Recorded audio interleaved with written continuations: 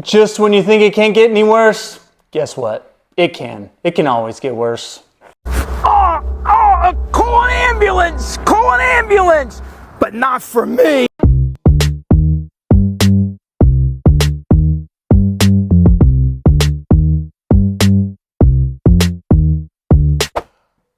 Welcome in, 49er fans, and any football fans that are here to gloat and watch the downfall of the 49ers. I'm Seth Floyd Hansen. This is the Seth Floyd Show, and I am doing a quick reaction to this terrible, horrible football game that took place today for the San Francisco 49ers. I usually prepare. I usually have notes. I have nothing. You probably can't see it. The table's not really in the shot. I have nothing. I needed time to just process. The game finished a little over an hour ago, and now a little more than that, but a little over an hour ago, and I'm just going off of everything I've processed, everything I've thought of over the last hour, okay? And it'll probably be quick. The 49ers have proven something, okay? For anybody who didn't understand this before, if you've played football, if you've coached football, if you've watched enough football, you understand this, that the team is so much more than the roster on paper. Because this is essentially the same roster as last year. All the main important pieces are the same. You still have the quarterback. You still have your receivers. You still have Fred Warner, Nick Bosa.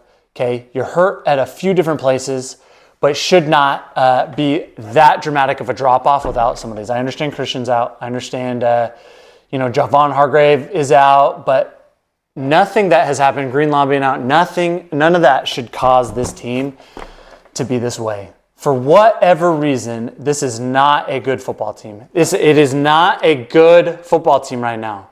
On paper, they have all the talent in the world, but a combination of the weird camp holdouts, just the overall Super Bowl hangover.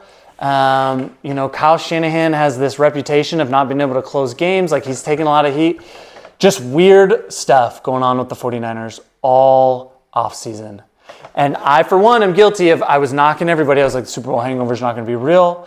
I don't care about bad vibes in the offseason. Once the games start, they're going to get rolling. Even after they lost the Vikings game, it was okay, that is a good team. Obviously, they look amazing now. But there's something truly off with this team. That is twice now they have lost to division opponents, inferior division opponents, that have looked like dog crap in other games. The week before, the Rams, before they played us, got dog walked by the freaking Cardinals, 41-10. Last week, the Cardinals went through the same thing, losing to the Commanders. Looked like an incapable football team, and both times that happened, the 49ers blow a lead going into the fourth quarter. I don't want to get into all the weird stuff. You could argue, and I'm not defending the Niners, but weird stuff. If Moody doesn't hurt, if he doesn't get hurt, and you can just kick a field goal earlier in the game, and then there's a good chance, good chance you win the game if you just have the option to kick the field goal. I don't know. My point is though, the Super Bowl hangover is real in the sense that, luck is not on your side. Last year, so much luck was on your side. And anyone, that's not undermining what the 49ers did last year. And it's not saying they didn't earn the right to go to the Super Bowl, because they dominated in a lot of areas, but they also had a lot of luck on their side. Okay? This year has been the opposite. Cannot catch a break with any of these injuries. Okay? Jake freaking Moody has a high ankle sprain. And you just don't have a kicker. And now the rest of the game is just completely a mess. The Jordan Mason fumble, guys, it's on Jordan Mason. You got a high and tight ball security, but there's an element of luck to that as well, of bad luck to that. It's agonizing, how all that went down. You had bad luck against the Rams, You just have ever since the season has started, outside of that first game, between training camp, Ricky Pearsall getting shot, Jake Moody has a high ankle sprain, Talanoa Hufanga can't stay on the field because he keeps getting hurt. Purdy's interception today, the first one, ball just gets tipped straight up in the air, guy catches it. last year, Purdy had all of these passes that were dropped. And a lot of quarterbacks have passes that are dropped. I'm not saying like Purdy's a fraud because he's not. But like those balls that generally get dropped and have gone our way, especially last season, that is not going our way. You can almost assume every critical coin flip moment is going to go against us this year. At least that's how it's been through the first 5 games for the most part. It is just like the Garendo fumble last week, like weird running your own guy and just fumble the football, like weird stuff like that all season long so far. That to me is what the Super Bowl hangover is. And man, my biggest glaring, the craziest thing is who would have thought that special teams would have been the highlight of this game today? That blocked field goal, the return for a touchdown. Who would have thought that was like the strongest thing? Because offense, man, offense, you have real problems. Offense, you have issues. You cannot score. It is so disheartening that when we get inside the 20, the run game is non-existent. It just feels non-existent. We get no push. And I understand, like, yes, we could have addressed the offensive line in the offseason, but it's all the same guys. So, like, logically, you should think, we don't have the best line in the league, but last year with these 5 guys up front, we got to push, and we were the best red scoring team in the NFL last year. So you should be able to run the football, and you should be able to be fine getting into the end zone, pounding the rock. For some reason, we get inside the 20, and we have absolutely no push, okay? I don't know. I don't have any words. It's baffling. You have George Kittle, Brandon Ayuk, Deebo Samuel, Juwan Jennings, and Jordan Mason, who's he's a power back, is inexcusable to go, what do we go, 1 for 5 or 1 for 6 in the red zone today as far as scoring touchdowns? If one of those is a touchdown, the game looks different because the Cardinals have to at least get into the end zone at the end. Not that your defense would stop them. We'll get to the defense here in a minute, but you have to score in the red zone. That's the difference between great teams and average mid teams. We were a great team last year because we scored in the red zone. And maybe McCaffrey has some of that. Like, I'm not breaking down film. Maybe Mason is missing holes. Like, I don't know. In theory, though, he should be a better red zone back because of his size and his power. It feels like people are catching up to Kyle Shanahan.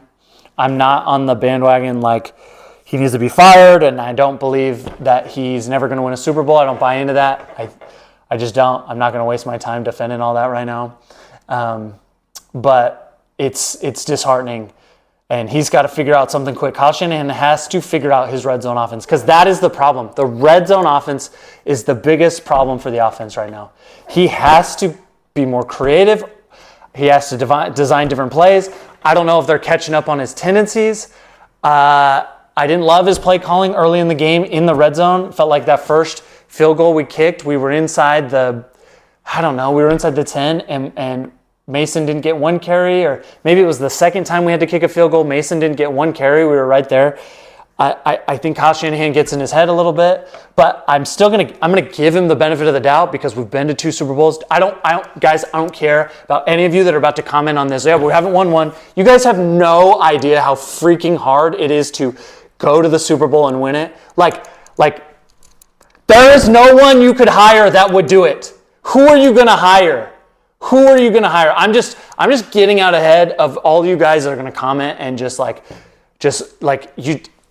the average, there are about 5% of people on Twitter and who watch YouTube that have any idea of anything about football.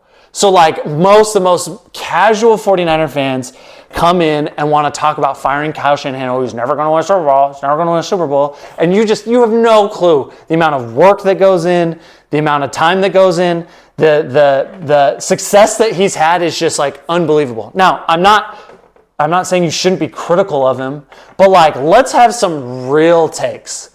Okay? As I've said before multiple times, like this team, like in 2021, we were 3-5.